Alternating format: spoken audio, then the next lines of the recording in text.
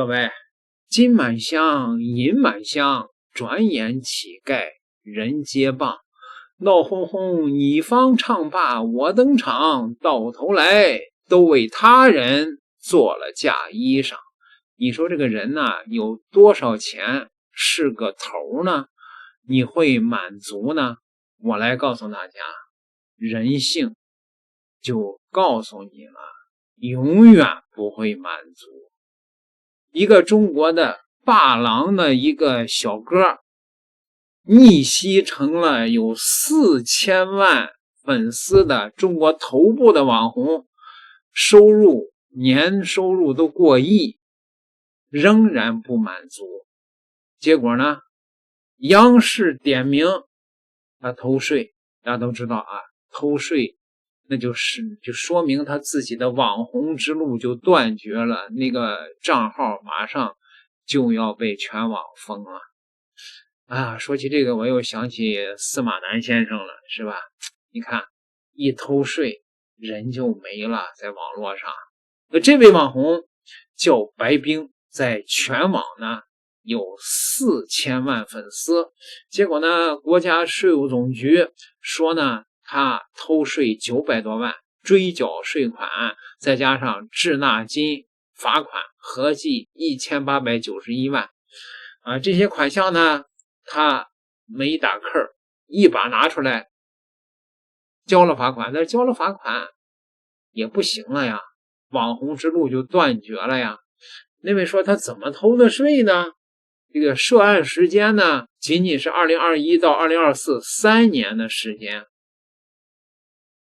他呢是采用了中国现在呢就是在几十年以来都采用的这种避税方式。如果在中国你找一个会计师呢，他就建议你去呢注册一家公司或者是工作室，把你的个人的花销消费，比如说你买的奢侈品啊、房子呀、汽车呀，全归到公司，算作公司的支出。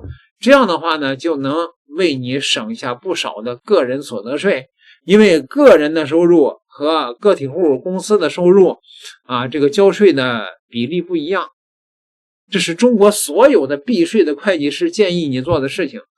可是呢，这件事情以后就很有风险了。央视就把这个事儿给他抓出来了。顶流探店网红白冰偷税被查，税务部门公布案件细节。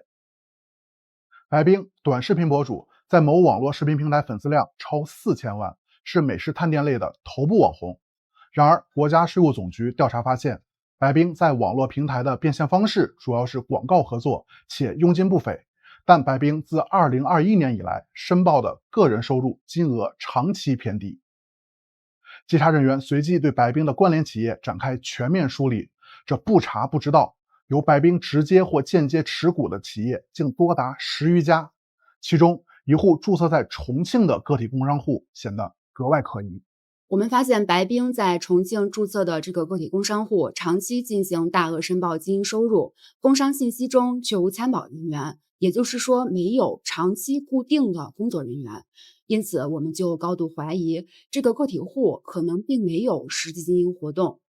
为了核实情况，稽查人员迅速奔赴重庆，果然不出所料，该个体工商户的注册地址大门紧锁，并无实际生产经营迹象。检查人员判断，这就是一个彻头彻尾的综合个体户。经核查，白冰拍摄的短视频主要由其个人完成，并借助个人形象、流量等进行推广，所取得的收入应属于个人劳务收入。因此，我们推断白冰将个人收入转换成个体工商户收入，通过序列成本费用、享受税收优惠等方式，达到少缴个人所得税的目的。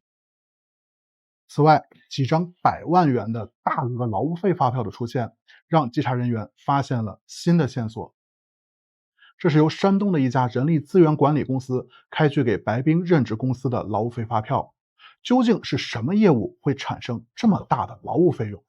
带着疑问，稽查人员依法调取了相关企业及人员的银行账户流水信息后，果然发现了端倪。我们发现，白冰为少缴个税，先通过关联公司将资金汇给山东的人力资源公司，然后通过多层流转，最终资金回到白冰以及相关人员的个人银行账户，即利用私库收款，相关收入并未进行申报纳税，这是典型的虚假申报、偷逃个人所得税的违法行为。随着调查的不断深入，稽查人员又发现了白冰的另外一个违法行为。他直接控股的某公司账面上竟然有大量的奢侈品发票，而稽查人员发现这些名牌包、高端首饰等几乎都出现在了白冰此前分享的生活视频里，由他本人和家人日常使用，跟公司经营并无关系。与公司经营业务无关的个人消费，不得作为公司成本在税前扣除。这部分列支的个人消费应视同公司对个人的红利分配，但白冰未就此部分收入申报缴纳个人所得税。在掌握了大量证据后，稽查人员对白冰进行了约谈。在确凿的证据面前，白冰承认了其通过设立空壳个体工商户转换收入性质，通过公司虚假列支取得收入等事实，同时还主动承认了其通过虚假申报二手房价格、少缴契税、向公司借款用于个人消费等问题。我深刻认识到了自己的错误，愿意接受处理处罚，全力配合税务机关完成整改。同时我也认识到，作为公众人物来讲，我更要合规经营，依法纳税，起到一个良好示范带头的作用。经查明，白冰自2021年至2024年期间，通过转换收入性质、虚假申报等方式，少缴个人所得税、增值税、契税等税费，共计911.18万元。国家税务总局依法对其作出追缴税费款、加收滞纳金，并处罚款，共计1891.24万元的处理处罚决定。目前，上述款项已全部追缴入库。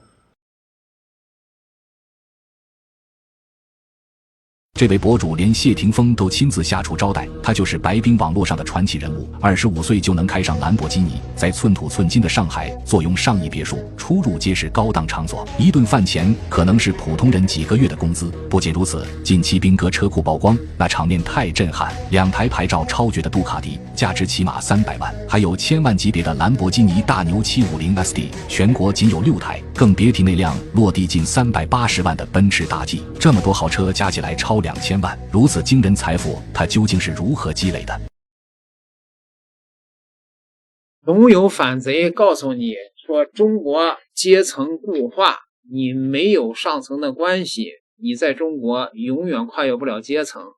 可是呢，这个偷税的网红呢，这倒是打了他们的脸了。这个偷税的网红本身就是一个发廊里的普通的打工的小哥，不到几年的时间，从2000年到现在不到几年的时间，人家成了亿万富翁了。谁说中国没机会呀？那位说他从一个发廊小哥，他是怎么红起来的呢？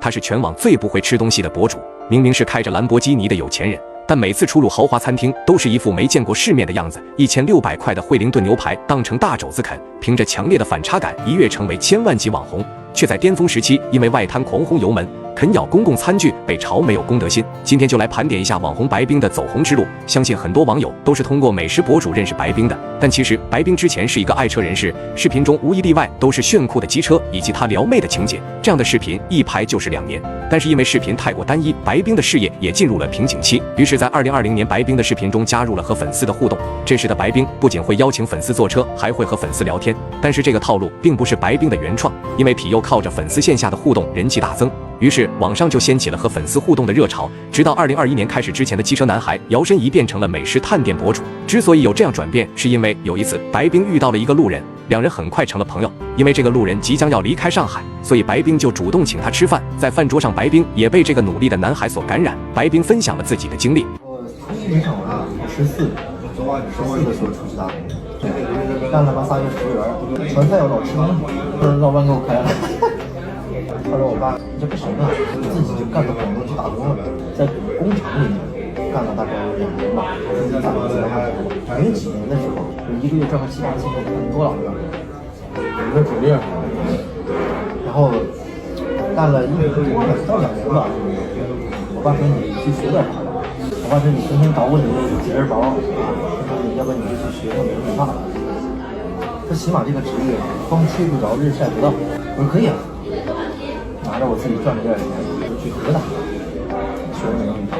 我刚才为什么提到了一个环境改变人？我去了那个学校以后，因为你想那种技校、职业技术学校，这个环境里面几乎都是学习不好的人才会来学这种学校，对吧？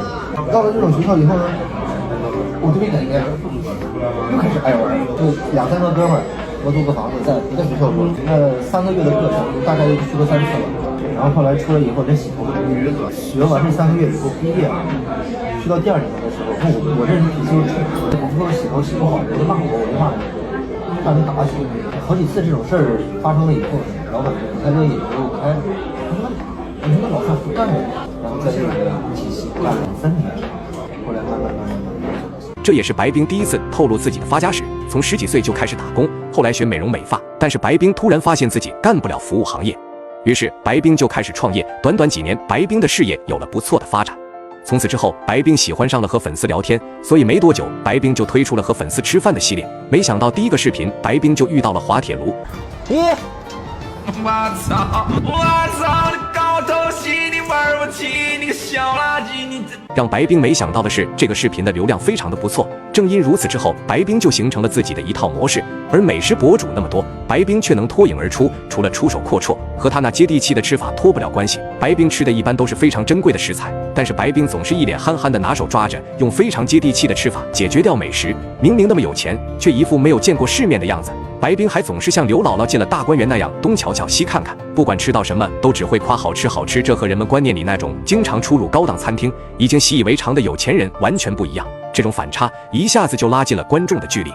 加上白冰本身就有非常高的颜值，短短时间内就成为了短视频平台美食圈的天花板博主。让人意想不到的是，白冰能让谢霆锋亲自为他做饭。不少网友对谢霆锋给网红做饭这件事很排斥，认为以谢霆锋的咖位来讲，和网红玩简直就是自降身价，是丢面子的行为。但其实说白了，谢霆锋也是为了借助白冰在吃货界的地位，宣传自己的产品。随着白冰的爆红，一些高档餐厅的不为人知的操作也被爆了出来，这就是闹得沸沸扬扬的芝士锅事件。